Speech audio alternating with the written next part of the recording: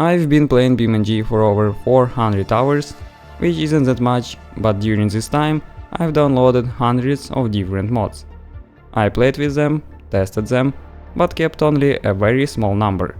So out of those hundreds, I kept only 20 mods, and today I'm going to show you the top 10 of these 20. In the 10th place, the lowest ranked mod on the list is the Mercedes SL63 mod. Here is the author's name, though I'm afraid to mispronounce it. This mod looks really good, the car's design, the carbon details on the bumpers and the small AMG badges placed around the vehicle are all well done.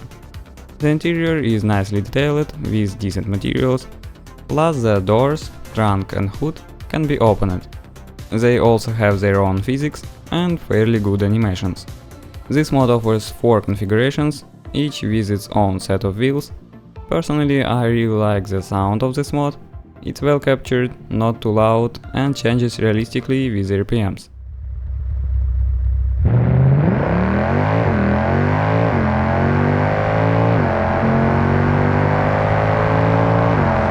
The weak point of this mod is Jbeam. It feels a bit too soft and jelly-like. It doesn't look bad, but sometimes you can spot odd artifacts around the spoiler mounts. Also during crashes, the dashboard displays a no material error, which I only noticed while recording this video. So here are the final ratings for this mod. In the ninth place we have 3 mods combined into one spot because they are quite similar. The first is a crashtest dummy that you can download directly from the in-game repository. It's pretty interesting with many different configurations that allow you to set up various scenes in the game or just knock them down at different speeds to see what happens. The choice is yours. The second mod is bicycles, once again featuring a dummy rider. This mod would take the first place for fun. Riding a bicycle and crashing it turned out to be unexpectedly entertaining for me. Overtaking cars on it also amusing, because this bicycle can reach speeds up to 80 km per hour. Also, if you switch the camera to first person mode, the speed feels even more intense. This mod has 4 configurations: a racing bike, a regular bike, a food delivery bike and a bike with rocket boosters. And this strange scene that seems to want to escape the screen, likely created to just suffer. The only downside is that it's quite hard to control this mod. It's created realistically and balancing on 2 points of contact that are aligned in the straight line is tricky, so performing stunts on this bike isn't really possible. It's made just for riding and crashing. The third mod in this group is another dummy, but this one can be placed in the car. You can also download it from repository, just search for dummy, download it, and to use it in game select universal dummy mod in the license plate design. This mod is useful if you're making videos about crashes in BeamNG. You can customize who sits in which seat, whether they wearing seatbelts and so on. So here are the overall ratings for these mods. Also, I would personally give the bike mod a 10 out of 10, because it turned out to be unexpectedly fun.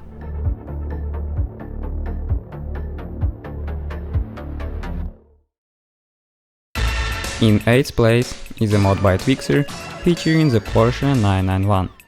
The mod looks great, it's well detailed and uses high quality materials. The interior of the Porsche is also very well detailed, looking both nice and appealing.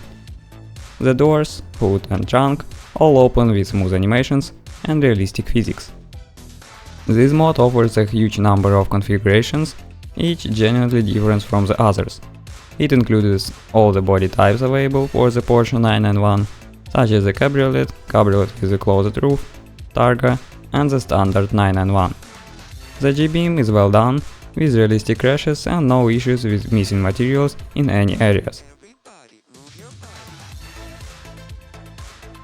The only downside for me is the sound in some of more powerful configurations. For example, the GT3 starts up sounding like a 2007 Mitsubishi Outlander.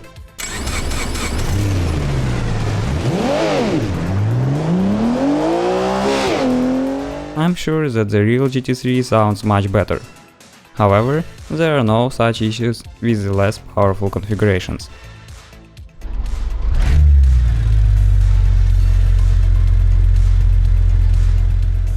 And here are the final ratings for this mod.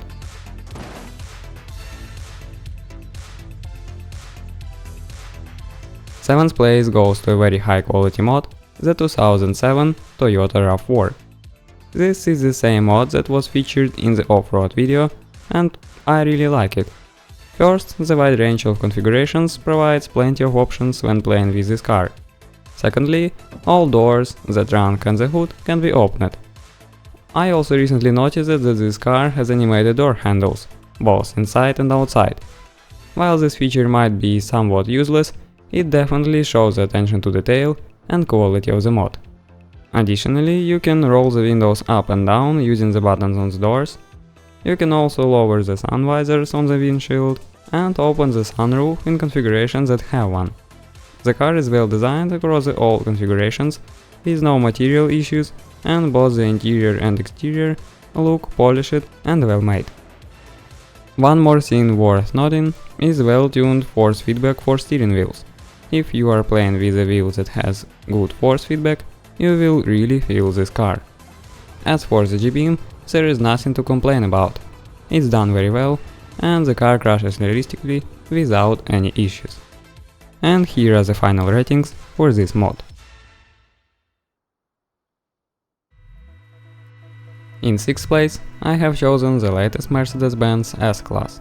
This mod isn't as detailed as the previous one, you can't roll down the windows or open the sunroof here, however, it still offers plenty of configurations, including versions from tuning brands like Rebus and Mansory. There are also 3 Maybach trims included. Each version has its own interior, which is highly detailed and looks great.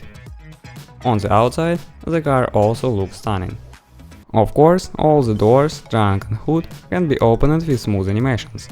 Speaking of animations, the taillights perform a beautiful sequence when turning the engine on and off, just like the real S-Class.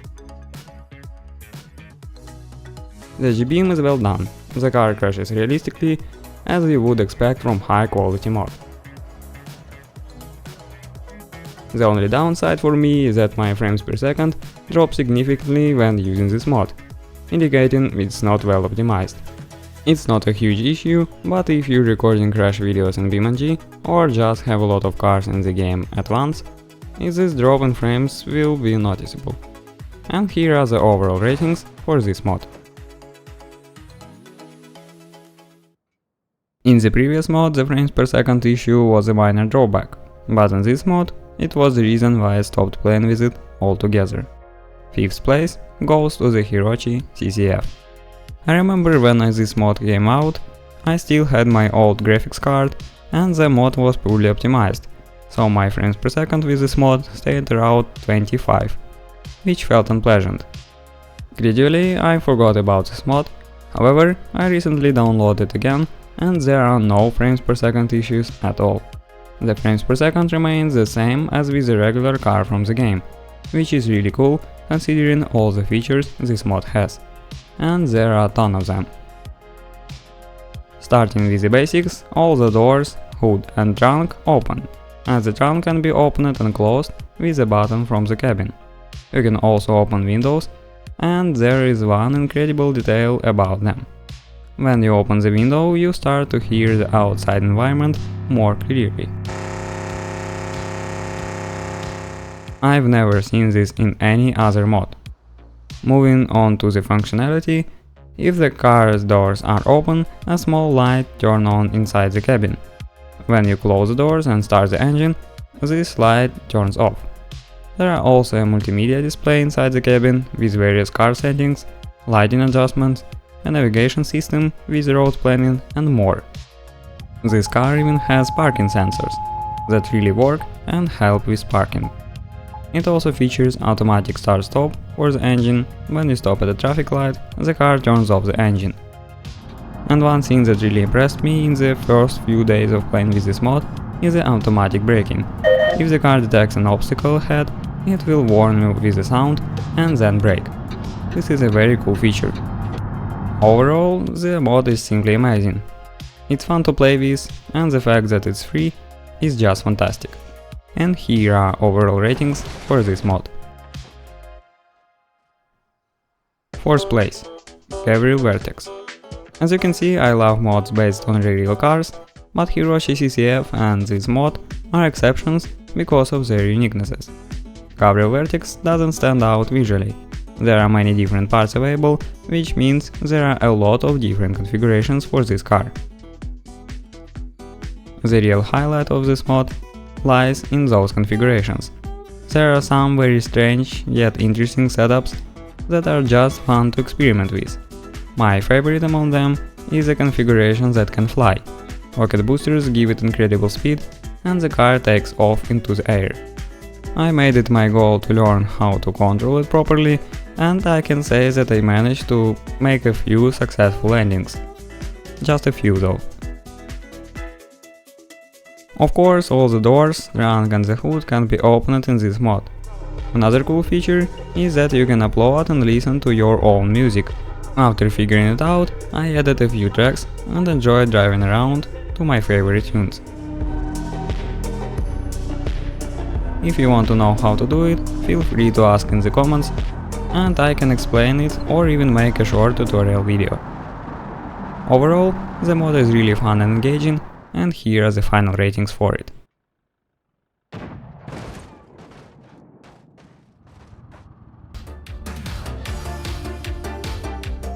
Third place, River Highway map. I downloaded this map quite a while ago, but only recently got around to trying it out and fully appreciating it. It quickly became my favorite map for casual driving. First of all, it's absolutely huge. Even when you open the in-game map, the game stutters a bit as it loads everything that is on it. Second, despite its massive size, the map is still well detailed, almost on a par with the original maps in BeamNG. There are cities, villages, individual houses, mountains, lakes, rivers, forests, and various factories. It also has an incredible variety of roads: dirt roads, asphalt roads, small roads, and massive highways that are just incredibly fun to drive on. Even though it's large, I didn't notice a significant drop in frames per second compared to the standard maps in BeamNG. The traffic system is also set up well. The AI cars don't drive randomly all over the place, traffic goes slow where it should and goes fast where it can. I haven't found any significant downsides to this map. It's big, beautiful, and simply a joy to drive on. Here are the final ratings for this map.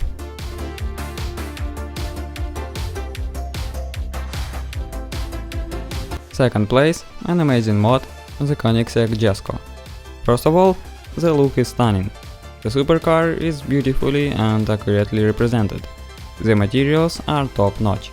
Carbon fiber, those matte paints, this mod is perfect for taking gorgeous screenshots.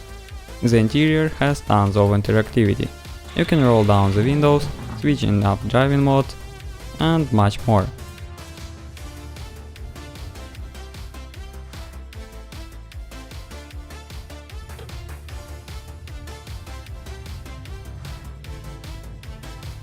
Also, just like in the real car, the speedometer mounted on the steering wheel stays level no matter how you turn the wheel. When you open the doors, the frameless windows slightly lower themselves, just like in the real vehicle. The mirrors also fold into a more compact position when you turn off the engine. Everything in this car is well thought out. Of course, there are plenty of configurations, differing in body style and aerodynamic features. I've pushed it to top speed and it feels incredible.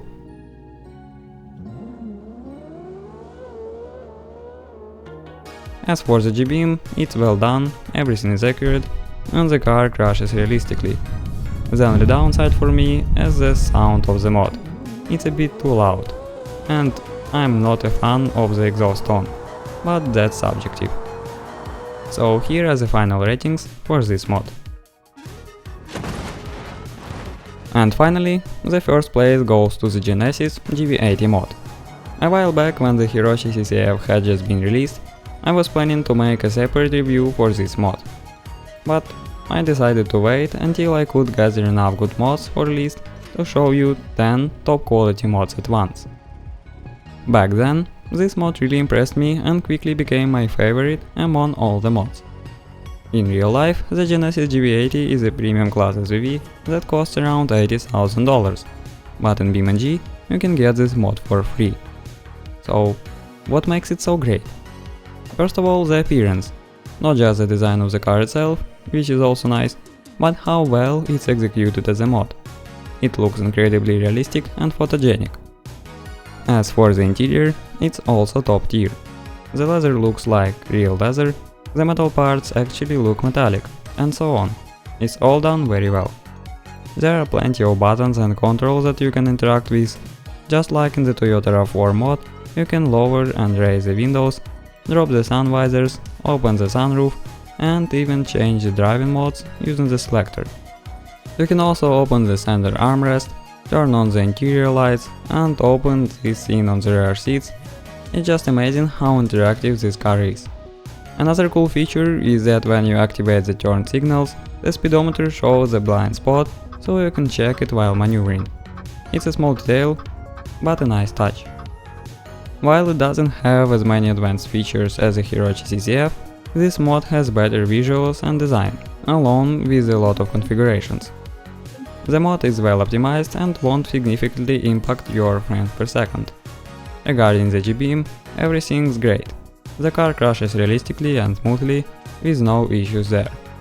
For me, the only small downside is the engine shutdown sound.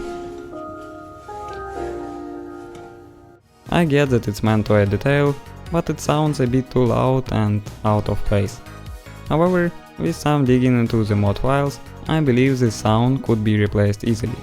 I would also like to highlight the excellent force feedback. You really feel the car, and driving it is a joy. That's why I love this mod so much. And over time, I even grew fond of the Genesis design, which somewhat reminds me of Bentley. There is also a co-op version of this mod, though I like it less because it's slightly less polished. Still, I included a link to it in the video description. And here are the final ratings for this mod.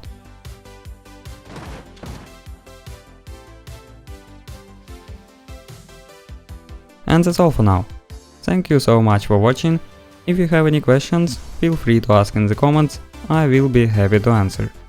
Don't forget to like this video to help more people discover these amazing mods, and consider subscribing for more BeamNG content.